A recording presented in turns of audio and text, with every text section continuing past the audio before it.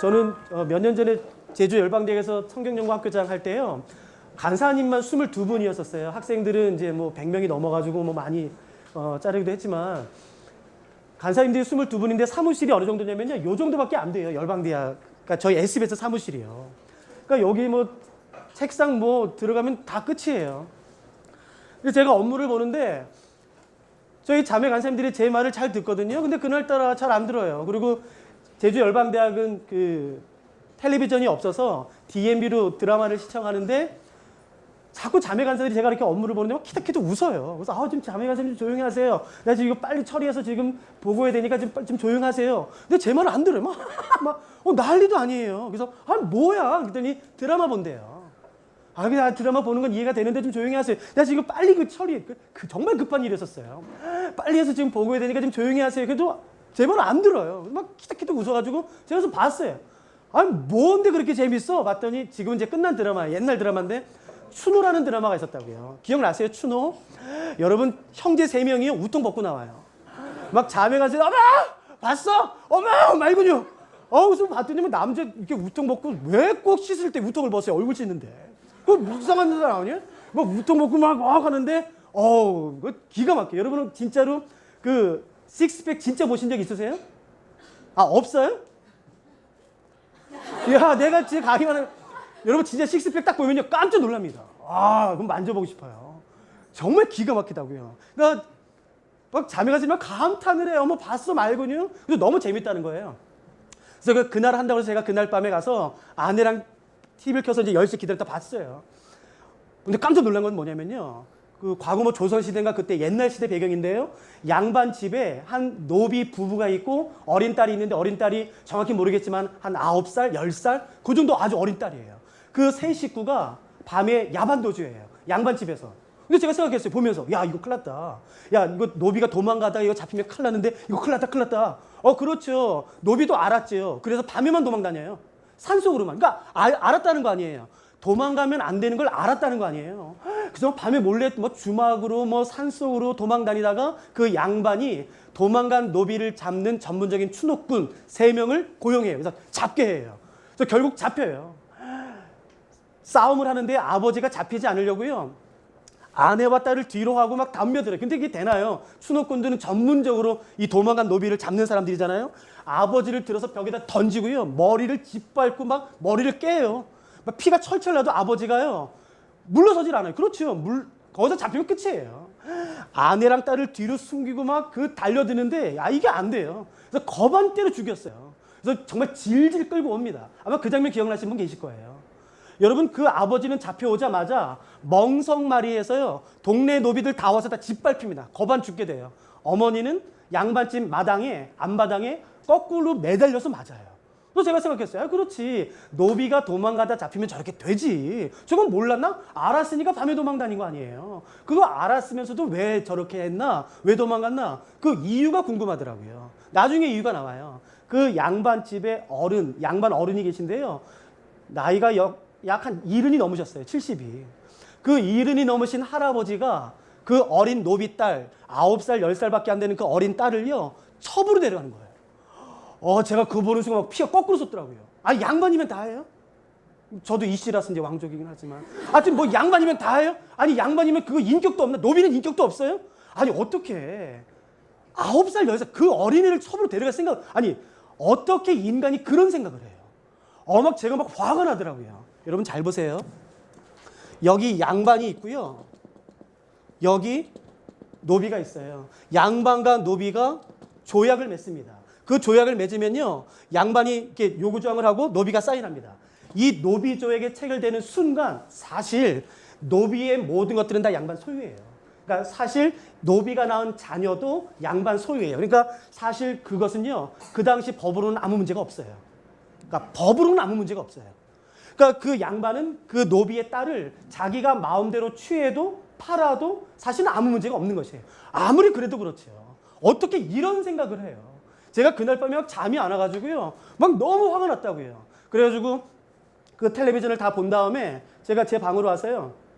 야, 한국만 이런가? 한국만 이렇게 야만적인가? 제가 한국에 오기 전에 한 4년만 정도 영국에서 성경 가르치다 왔었거든요. 그래서 영국에서 오면서 제가 영국 자료들을 좀 꽤 많이 가져왔다고요. 아니, 한국만 그런가? 영국은 안 그랬나? 그래서 영국 자료를 막 살펴보다가 제가 한 가지 재밌는 자료를 발견했어요. 영국에는요, 귀족이 있습니다. 이 귀족은 다르게 말하면요, 성을 가지고 있는 성주예요. 그리고 일반 백성이 있습니다. 여러분 기억하세요. 노비가 아니라 백성이에요. 일반 백성. 귀족과 백성이 똑같이 조약을 맺습니다. 그 조약의 내용은 이것이에요. 귀족이 일반 백성에게 내가 너 내 성 안에서 살게 해줄게 라는 조건이에요. 그렇게 해줄 테니까 너 이거예요. 그리고 이제 일반 백성이 사인합니다. 그러면 조약이 체결되고 이 백성은 이제 그 귀족이 가지고 있는 성 안에 살 수 있게 됩니다. 대신 요구했던 요구 조항을 들어줘야 돼요. 근데 제가 이 문서를 가지고 왔거든요. 잉글랜드와 웨일즈 걸요. 제가 이걸 읽다가 깜짝 놀랐어요. 이 중간쯤에 어떤 내용이 있냐면은 이 귀족이 일반 백성에게 이렇게 요구해요. 내가 너 내 성 안에서 살게 해줄게. 단 조건이 있어. 내 성 안에서 산다면 너 나중에 결혼하잖아. 너네 자녀들이 결혼하잖아. 그러면 네 자녀나 너가 나중에 결혼할 경우 그 결혼한 날 첫날 밤에 신부는 성주랑 보내야 돼요. 여러분이 일반 백성이라면 이거 사인하시겠어요? 안 하시겠어요?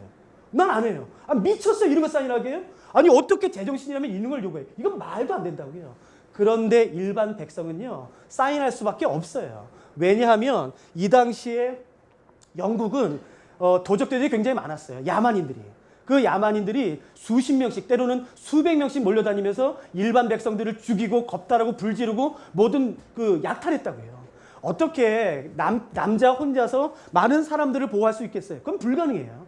그래서 어쩔 수 없이 성을 가지고 있는 성주에게 가서 사정할 수밖에 없어요. 근데 제발 부탁입니다. 내가 내 혼자 싸울 수 없으니까 당신 성 안에서 보호받게 해주세요. 당신이 가지고 있는 그 군대에 보호받게 해주세요. 그러니까 어쩔 수 없이 사인할 수밖에 없어요. 이걸 귀족이 알아요. 너 내 성 안에서 안 살면 너 죽는 건 시간 문제야. 너 죽는 건, 너 겁탈당하는 건, 약탈당하는 건 너 시간 문제야. 이걸 귀족이 알아요. 그러니까 말도 안 되는 이런 것을 요구할 수가 있는 거예요. 그렇다고 어떻게 이걸 요구할 수 있어요? 제가 자료를 또 하나 찾았어요. 여러분, 여기 지주가 있습니다. 땅을 가지고 있는 지주. 여기 소장농이 있어요. 여러분, 지주가 땅을 가지고 있는 사람이 있는데 소장농이 지주에게 가서 말합니다. 저에게 땅을 좀 빌려주세요. 제가 1년 동안 열심히 농사해서 수확물의 일부를 당신에게 드리겠습니다. 라고 말하면서 조약이 체결돼요. 여러분, 이 조약에 의하면 소장농은 땅을 빌려서 1년 동안 열심히 농사를 짓지요. 그 한 해 진 농사의 몇 퍼센트를 지주한테 바치는지 아세요? 약 80%입니다. 70에서 80%예요. 이게 말이 돼요? 그러면 20%를 소장농이 갖나요? 아니요. 20% 중에 10%는 세금으로 바칩니다. 그 중엔요. 10%가 소장농이 갖나요? 아니요. 10% 중에서 5%만 소장농이 갖고 나머지 5%는 지방 관료에게 세금을 들이게 돼 있다고요. 그러니까 결국 이 소장농이 한 해 동안 열심히 농사를 지면 본인에게 돌아오는 것은 5%밖에 안 돼요. 여러분 같으면 이거 사인하시겠어요? 아, 미쳤어요. 이런 거 사인하게 해요. 아니, 당신은 땅만 가지고 있었잖아. 열심히 일한 건 나잖아. 그 떼양배채, 비 올 때, 눈 올 때. 그건 내가 가서 다 했는데 당신이 다 가지고 나는 5%밖에 못 가져가는 게 말이 돼? 나 같으면 사인 안 하겠어요. 예수님 당시 때 이스라엘 인구의 약 90에서 95%가 소장농입니다. 그러니까 이 사람이 사인하지 않아도 이스라엘 사람들 가운데 사인할 사람은 많아요. 널린 게 소장농이에요. 이거를 지주가 알아요. 그렇기 때문에 지주는 소장농에게 터무니없는 것을 요구해도 돼요. 네가 아직 배불러서 그래. 네가 덜 굶었어. 너 굶어봐야 알아. 그러니까 여러분, 이 지주는 소장농에게 말도 안 되는 비인격적인 것을 요구할 수밖에 없어요. 하나만 더 보실래요? 여기 강한 왕이 있습니다. 여기 약한 나라의 왕이 있어요. 강한 나라의 왕이 약한 나라의 그 나라를 침입해서 모든 도시를 점령한 다음에 이 약한 나라의 왕의 목에 칼을 뗍니다. 그때 약한 왕이 말하겠죠. 살려주세요. 내가 시키는 거 다 하겠습니다. 그러면 왕이 말해요. 오케이.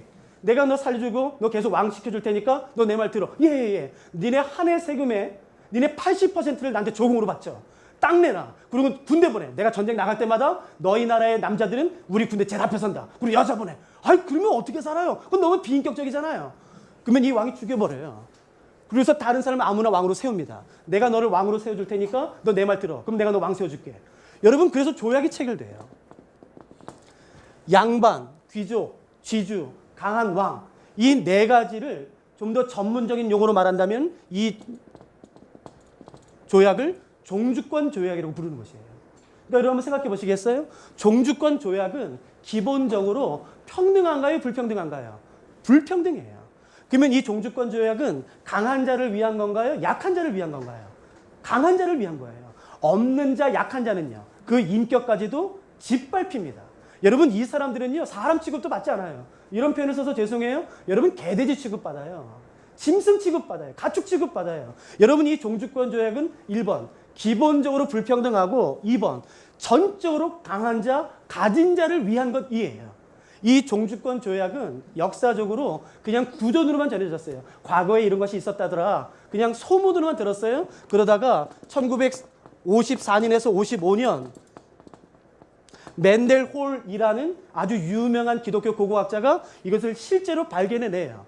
히타이트, 그러니까 철기 문화로 유명한 히타이트가 다른 나라와 맺은 그 종주권 조약 3개를 실제로 발견해냅니다. 그리고 나서는 논문을 발표해요. 우리가 구전으로만 들었던, 말로만 들었던 종주권 조약이 실존한다. 그리고 내가 실제로 발견했다. 내가 3개를 발견해서 내가 정리해봤더니, 그걸 번역해봤더니 이 종주권 조약은 아무렇게나 맺는 것이 아니라 일정한 형식이 있더라. 그 일정한 형식은요, 서원, 역사적 서원, 일반 규정, 특별 규정, 축복과 저주, 증인 신청, 후계자 승계, 이런 식으로 종주권 조약을 맺는다라고 1954년에서 55년 논문에 발표가 됐어요. 이때 맨델홀이 1954년에서 55년 이 종주권 조약을 논문을 처음 발표했을 때 깜짝 놀란 한 그룹이 있습니다. 그 그룹이 바로 저 같은 성경 연구하는 사람이에요. 왜냐하면 1954년 이전까지는 우리가 가지고 있는 이 성경 66권 가운데 한 권은 구조가 없다라고 생각했어요. 왜냐하면 그 성경은 다른 65권 어디를 봐도 없어요. 그 똑같은 구조가. 그 성경은 이 말했다, 저 말했다, 저 말했다, 이 말했다. 도무지 종잡을 수가 없고 다른 65권 어디에도 비슷한 구조를 발견할 수가 없었어요. 그래서 자유주의 신학자들이 성경이 편집됐다라고 말할 때 가장 많이 인용했던 성경도 그거예요. 것 봐라, 이것 봐라, 이게 어떻게 구조가 있고 이게 일관성이 있냐, 이거는 짜집기 된 거야, 편집된 거야 라고 말했었는데, 맨델홀이 1954년에서 55년에 종주권 조약의 형식을 발표했을 때 성경 연구하는 사람들이 깜짝 놀란 이유는 우리가 구조가 없다라고 생각했던 그 성경의 1장부터 34장 전체가 이 종주권 조약 형식 그대로 된 걸 그때 처음 발견했어요. 서원, 역사적 서원, 일반 규정, 특별 규정, 축복과 저주, 후계자 승계, 증인 신청, 이 구조로 똑같이 되어 있다는 것을 그때 처음 발견했어요. 그 성경이 우리가 알고 있는 바로 신명기예요. 그러니까 신명기는 하나님과 이스라엘이 맺은 종주권 조약이라는 것을 우리가 알 수가 있겠죠. 여기까지 따라오셨나요? 예. 한번 잠깐 보실까요? 제가 정리해 드릴게요. 여기 하나님이 계세요. 여기 이스라엘이 있습니다. 하나님과 이스라엘이 조약을 맺어요. 그 조약은 종주권 조약입니다. 그 종주권 조약이 바로 신명기예요. 여러분 다시 한 번만 정리해 볼까요? 종주권 조약은 평등한가요? 불평등한가요? 불평등해요. 종주권 조약은 누구를 위한 것인가요? 강한 자, 가진 자예요. 없는 자, 약한 자는요, 인격도 짓밟힙니다. 그게 종주권 조약이에요. 근데 하나님 참 못됐죠. 이스라엘 백성들이 430년 동안 그 애굽에서 종노릇 하다가 뭐 어딘지도 모르고 막 처음 가보는 광야로 하나님이 인도하세요. 그래서 이스라엘 백성들이 어리버리해가지고 이렇게 막 바보 같았잖아요. 뭐 어리버리해가지고 뭐 어디도 모르는데 갑자기 막 하나님이 불러들어. 막 연견대 나타나가지고 지켜! 막 사인 막 껴가지고 지켜! 아니면 들어가! 그러니까 하나님은 지금 이스라엘에게 상황도 불평등하다고요. 이스라엘이 하나님이 요구하시는 것을 거부할 수 없는 상황으로 몰아내신 다음에 하나님이 지금 이스라엘 백성들에게 조약 맺자는 것이에요. 지금 이스라엘 백성은 하나님이 무엇을 요구하시든지 간에 거절할 수가 없어요. 무엇을 요구하시든지 간에 다 들을 수밖에 없어요. 그러니까 못됐죠. 세상에 이런 나쁜 신이 어디 있어요. 그러니까 그런 불평등한 상황에서 불평등한 조약을 맺고. 그러니까 한번 기억해 보세요. 종주권 조약은 불평등해요. 그리고 강한 자, 가진 자를 위한 것이지 없는 자, 약한 자를 위한 것이 아니에요. 이것은 인격도 짓밟힙니다. 근데 참 재미있는 건 뭐냐면 신명기를 보시면 여러분 이런 표현 기억나세요? 내가 너를 축복할 것이다. 너희가 머리가 될지언정 꼬리가 되지 않을 것이며 꾸어줄지언정 꾸임받지 않게 해주며. 여러분 사실 그 문구는 신명기에 언급되지만 맨델홀이 발표한 그 종주권 조약의 형식에 의하면 강한 나라의 왕이 약한 나라의 왕과 조약을 맺으면서 얻을 때 썼던 표현이에요.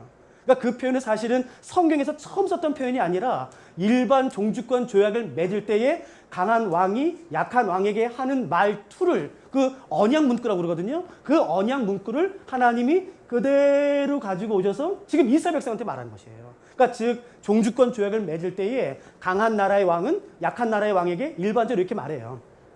내가 너희를 보호해주겠다. 만일 너희가 나랑 조약을 맺었는데 적군이 너희를 치면 내가 군대를 보내 내가 너희를 보호해주겠다. 내가 너희를 모든 나라에 뛰어나게 해주겠다. 그렇게 일반적으로 얼르는 말을 하나님께서 그대로 가지고 와서 신명기에서 이스라엘 백성들한테 말씀하시는 것이에요. 내가 너희를 보호해주겠다. 모든 질병과 풍질과 악자와 모든 전염병으로도 보호해주겠다. 그러니까 이거 지켜. 그리고 하나님께서 신명기를 맺으시는 것이에요. 여기까지 되시겠어요? 그런 문구 가운데 그 종주권 조약으로 하나님은 이스라엘을 인도하시면서 이제 이스라엘이 거부할 수 없는 조약 가운데 하나님이 인도하시면서 이렇게 말씀하시는 것이에요. 내가 너희를 보호해주겠다. 모든 나라 가운데 뛰어나게 해주겠다. 전염병과 풍질과 악재와 모든 질병으로부터 내가 너희를 보호해주겠다. 너희 나라가 꾸어줄지언정 꾸임받지 않게 해주겠다. 그러니까 너 일주일 하루 쉬어. 그게 하나님의 요구조항이에요. 이게 말이 돼요? 그러면 이삭이 이럴 수 있죠. 어떻게 나한테 쉬라고 할 수 있어? 못됐어. 그게 맞아요? 아니요, 그렇지 않아요. 내가 너희를 보여줄 거야. 이제 모든 나라한테 뛰어나게 해줄 거야. 꾸어줄지언정 꾸임받지 않게 해줄 거야. 머리가 될지언정 꼬리가 되지 않게 해줄 거야. 그러니까 일주일에 쉬어. 부모 공경해. 그러는 거예요. 그러면 이스라엘이 이렇게 말하면 못됐어. 어떻게 나한테 쉬라고 말할 수 있어? 그러게 맞아요? 여러분 한번 생각해 보시겠어요? 이 조약을 맺기 전 이스라엘은 430년 동안 애굽에서 종노릇 했어요. 정확히 말하면 힉소스 이후기 때문에요. 430년 동안 종노릇 한 게 아니라 200년에서 약 230년이에요. 종노릇 한 것은요. 그게 얼마나 긴 시간이에요. 자, 질문해 볼게요. 이스라엘 백성들이 애굽에서 종노릇 할 때에 일주일, 7일 가운데 며칠 일했을까요? 진짜요? 며칠 쉬었을까요? 못 쉬죠. 여러분 일주일에 하루 쉰 게 얼마 안 돼요. 여러분 이스라엘 백성들은요. 지난 200년 동안 단 하루도 못 쉬고 일했다고요. 하나님이 이스라엘 백성들을 건져내시자마자 이스라엘이 거부할 수 없는 하나님이 무엇을 요구하시든지 간에 거부할 수 없는 종주권적으로 묶으시면서 하나님이 요구하신 게 뭐냐면 이거예요. 이제 하루 쉬어. 나 이제 하루 쉬어도 돼. 그런 분이에요. 못됐죠? 여러분 한번 생각해 보시겠어요? 그러면 이스라엘이 쉴 수 있었을까요? 없었을까요? 쉬었을까요? 어려웠을까요? 여러분 어렵습니다. 여러분 그거 쉬는 거 어려워요. 맞을 것 같아요. 나 쉬면 맞을 것 같아요. 누가 때릴 것 같아요. 나 돈 못 벌 것 같아요. 굶어 죽을 것 같아요. 진짜로요. 장사하시는 분한테 여쭤보세요. 그분들이 믿음이 없어서 뭐 그런 줄 아세요? 믿음 좋아요. 그래도 일주일에 하루 쉰다는 게 여러분 쉽지 않습니다. 하나님이 그렇게 말씀해요. 내가 너희 이제 보호해줄게. 이제 내가 너희들 밥 먹고 살게 해줄게. 구워줄지언정 꾸임 맞지 않게 해줄게. 그러니까 니네 일주일에 하루 쉬어도 돼. 그거 참 니네 부모 공경해. 니네 그 부모 공경해야 돼. 그리고 니네 나쁜 짓 하지 마. 특히 간음하지 마. 그리고 도적질 하지 마. 그리고 남의 이웃의 아내 물건 탐하지 마. 니네 그것만 해. 그러면 내가 너희 부자 되게 해줄게. 내가 너희들 잘 살게 해줄게. 머리가 되게 해줄게. 구워줄지언정 꾸임 받지 않게 해줄게. 여러분 이분이 하나님이세요. 전혀 정말 하나님 좋아요. 어떻게 그렇게 요구할 수 있어요? 여러분 하나님은 일부러 종주권적으로 묶으세요. 왜요? 이스라엘이 거부할 수 없도록이요. 그리고 일반 종주권 조약에서는요. 요구 조항이 100% 아니요. 200% 300%다 강한 사람을 위한 거예요. 너 나한테 조공 바쳐. 여러분 생각해 보세요. 제가 강한 왕이에요. 여러분이 저에게 잡힌 약한 왕이에요. 제가 여러분 목에다 칼을 댔어요. 내가 죽일 수 있어요. 그리고 저한테 막 비는 거야. 어머 제발 살려주세요. 제발 살려주세요. 제발 한 번만 살려줘. 오케이. 내가 너 살려줄게. 그러니까 너네 한 해 세금에 니네 한 해 동안 걷는 세금에 10%를 나한테 맞춰. 그러면 여러분 뭐라고 그러실래요? 웃지 않으시겠어요?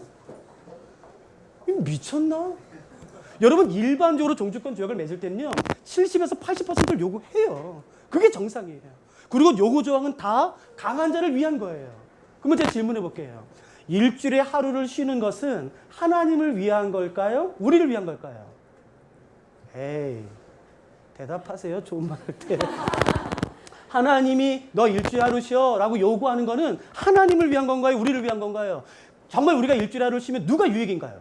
하나님의 영광이 막 회색빛에 막 쪼그라지고 막 짜글짜글해가지고 막 이렇게 구부러져 있다가 우리 일주일 하루 딱 쉬면 갑자기 막 확 퍼져가지고 막 밝은 영광 가운데 드러나나요? 그러지 않아요. 여러분 하나님은요 오해하지 마세요. 우리가 영광을 드린다고 영광이 커지지 않아요. 우리가 대적한다고 그분의 영광이 퇴색하지 않아요. 왠 줄 아세요? 그분은 스스로 충분하신 분이세요. 스스로 충분하신데요. 그러니까 마치 우리가 영광을 드리면 그분이 갑자기 영광이 커지고 우리가 대적하면 그분의 영광이 작아지는 것처럼 착각하지 마세요.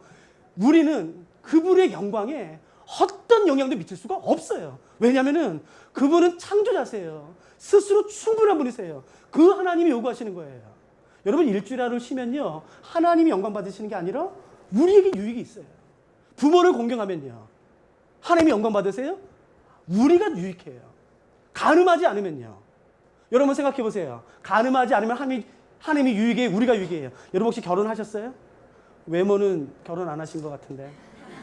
결혼하셨죠? 전 결혼했어요. 아직 이제 14년 차밖에 안 되는 신혼이죠. 신혼. 14년이면 신혼이죠. 그리고 저는 결혼하기 전에 5년 반 연애했어요.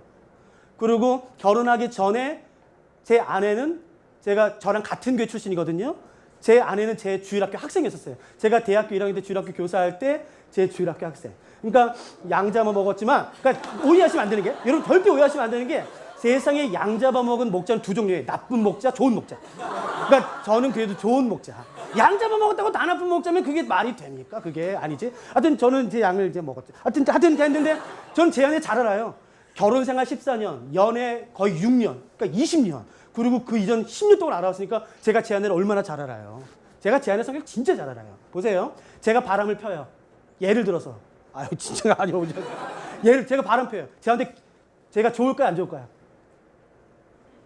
죄 한 번도 안 져본 사람들처럼 왜 그러세요? 제가 바람을 피면 저한테 뭐 이렇게 스릴이 있을까요? 없을까요?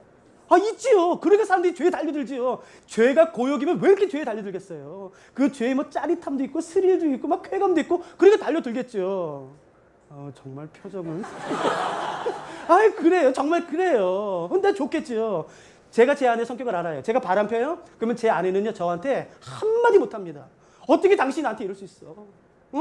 당신이 어떻게 나한테 배신할 수 있어? 그렇게 말 못해요. 제 아내 성격은 뭐냐면요. 골방에 들어가서요. 혼자 방 잠궈놓고요. 가슴 찢으면서 울 사람이에요. 그러니까 내가 미쳤어요. 그 짓 하게? 내가 무슨 유익을 보겠다고 그 짓을 해요. 여러분 보세요. 간음하지 않고 도적질하지 않고 부모를 공경하고 일주일에 하루를 쉬면은 하나님이 영광 받으시는 것이 아니라 우리에게 유익이에요. 그런데 우리는 어떻게 생각하는 줄 아세요? 알았어요 하나님. 말씀대로 살아드리면 되잖아요.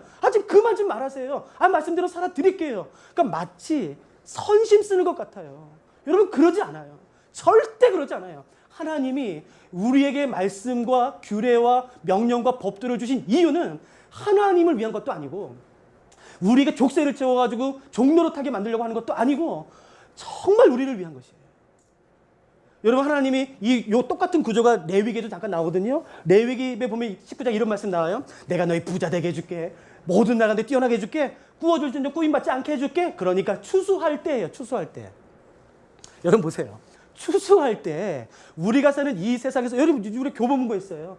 여기 성공법칙이 얼마나 많습니까? 아무거나 봐도 똑같아요. 여러분 정말 부자 되면요. 우리가 살고 있는 이 세상에서 부자가 되기 위해서는요. 추수할 때 어떻게 추수해야 되는지 아세요? 모퉁이까지 싹싹 따벼야 돼요. 싹싹. 근데 우리 하나님은 바본가 봐요. 경영학의 경자도 모르나 봐요. 원론도 모르나 봐요. 내가 너희 부자 되게 해줄게. 모든 나라한테 뛰어나게 해줄게. 정말 잘 살게 해줄게. 그러니까 니네 추수할 때 모퉁이는 남겨둬 라고 말씀하세요. 미쳤어요? 근데 그 이유가 뭐죠? 너희 땅에 고아와 과부와 나그네와 객이 있다. 니네 걔네들 좀 위해서 좀 고만 남겨둬. 자, 질문해 볼까요? 그럼 모퉁이 남겨두면 고아, 과부, 나그네, 객이 배불리 먹을까요? 아닙니다. 그냥 헉이 면하는 정도예요. 근데 하나님이요, 그 정도만 해도 축복해 주시겠대요. 그러니까 여러분, 이 말씀을 들었으니까 여러분 뒤로 빼지 마세요. 그러니까 결정하세요. 그 구절에 있는 본문을 찢어 버리든가. 야, 이런 세상에 이런 바보 같은 경영학 원칙이 어딨어? 부자가 되는데 내가 왜 모퉁이를 남겨도 세상에 찢어 버리시든가. 아니면 그대로 지키시든가요. 여러분, 주저하지 마세요. 그 말씀이 정말로 하나님 말씀이라면 주저하지 마세요. 지키든가 찢어 버리든가. 여러분, 제가요, 진심으로요, 내 사랑하는 예수님 앞에서요, 제가 몸부림칠게요. 하나님 말씀을 내 삶의 기준으로. 저도 하고 싶은 거 많아요. 정말 많아요. 그러나 하나님, 제가 아는 범위 내에서 하나님의 말씀이 이건 아니야, 그럼 제가 멈출게요. 내 다리가 너무 가고 싶어도요, 제가 다리를 부러뜨려서라도 내가 멈출 테니까. 누가 좀 오늘 그런 거 결정하시겠어요? 여러분, 좀 누가 좀 오늘 그런 걸 좀 결정하시겠어요? 내 삶에 하나님의 말씀을 내 삶에 다시 한번 기준으로 갖는 것. 내 마음, 내 소견. 내가 아무리 싫어도 말씀에서 가, 해. 그러면요, 이 다리가 안 움직이면요, 두 손으로 허벅지를 붙잡고 옮긴 거죠. 그렇게라도 하는 거죠. 내 직장에서 주변 사람들이 야, 이거 해. 이게 지금 직장에서 내는 전통이야. 그게 상식이야. 라고 말해도 죄송해요, 이건 너무 버거운 요구인가? 누가 좀 이렇게 말씀하실 분 계시겠어요? 싫어요. 난 그렇게 안 할 겁니다. 내 주 예수 그리스도께서 그렇게 하지 말라고 말씀하셨어요. 거기까지 가면 안 된다고 말씀하셨어요. 죄송합니다. 나는 내 주 예수 그리스도를 따를 겁니다. 난 그 말씀을 내 삶의 기준으로 삼을 것입니다. 그러면 여러분 기억하세요. 핍박이 있을 거예요. 불이익이 반드시 있습니다. 누가 내가 말씀대로 살려고 하기 때문에 당하는 그 불이익, 핍박, 환난을 기꺼이 내 주 예수 그리스도를 위해서 감당하시겠어요? 제가 그렇게 할게요. 죄송해요. 저는 선교 나가기 싫어요. 목사가 이런 말해서 죄송해요. 싫어요. 저요, 이제 한국에서요, 웬만큼 잘 나가는 강사 됐어요.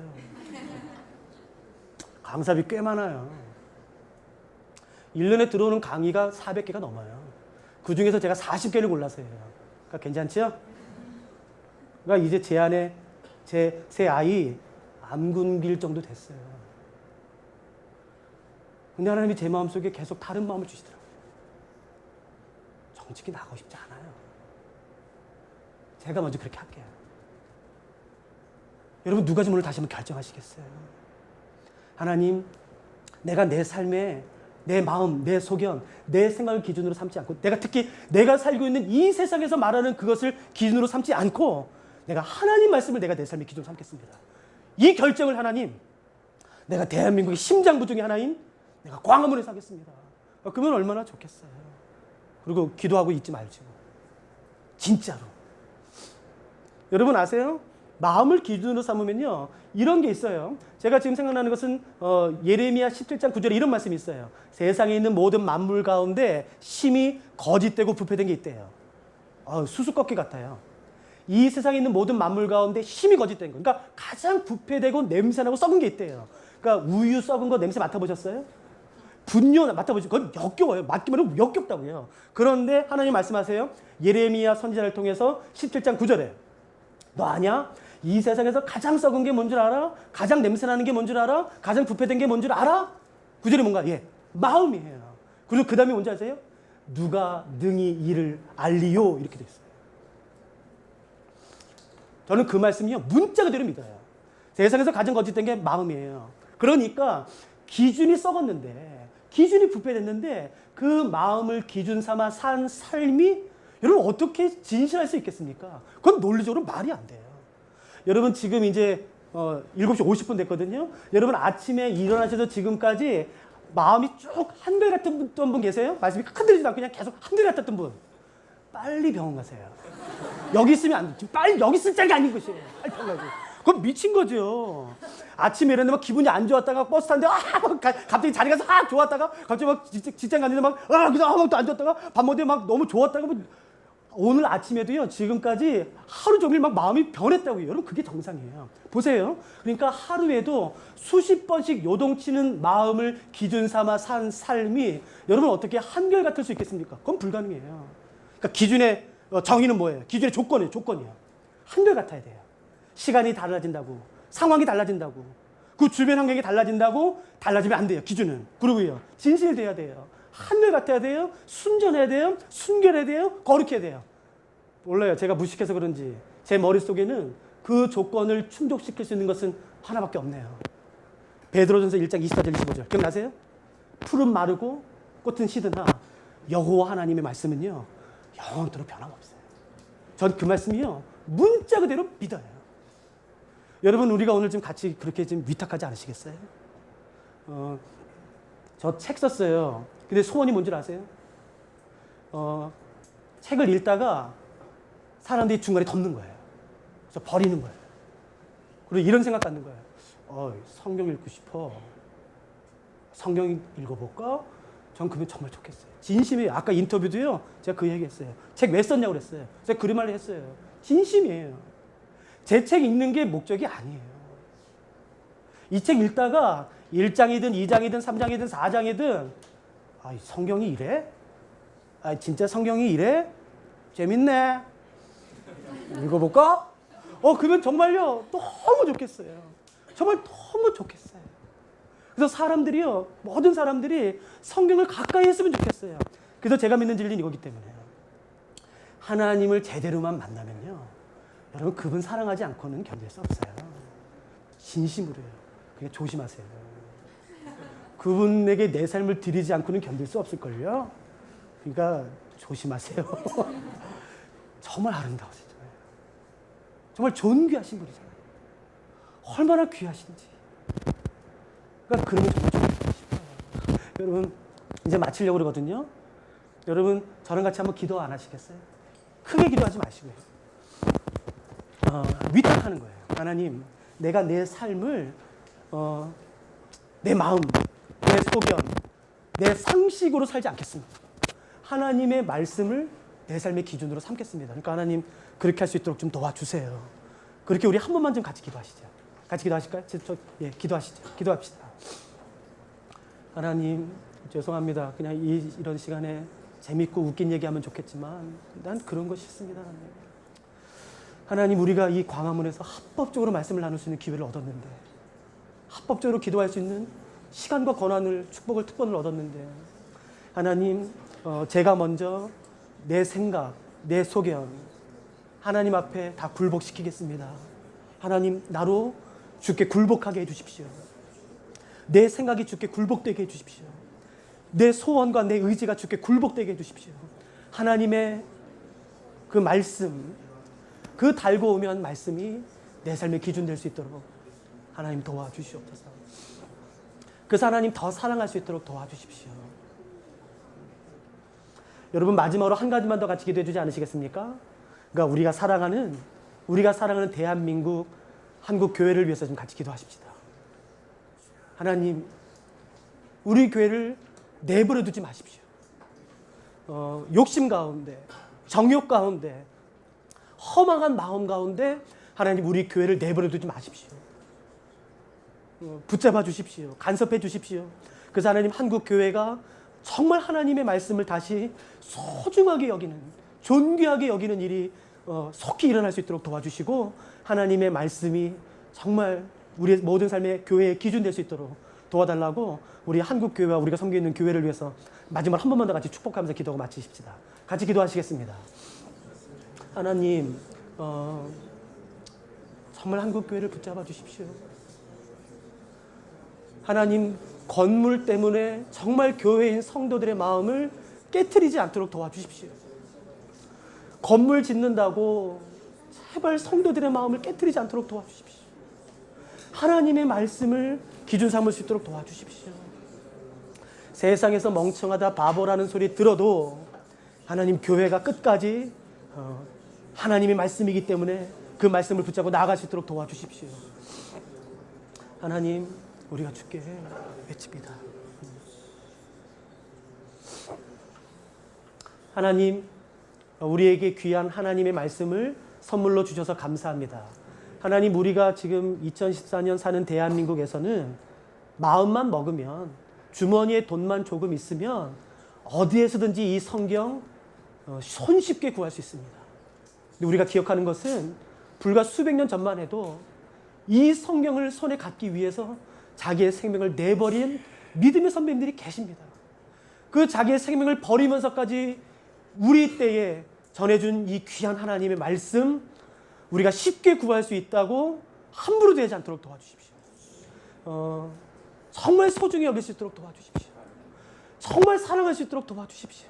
하나님, 죄송합니다. 제가 어줍지 않은 지식으로 책 하나 썼지만 하나님, 그 책의 목적이 아니라 그 책을 읽다가 1장이라도 제 책을 버려서라도 하나님 말씀 다시 읽는 일들이 일어날 수 있도록 도와주십시오.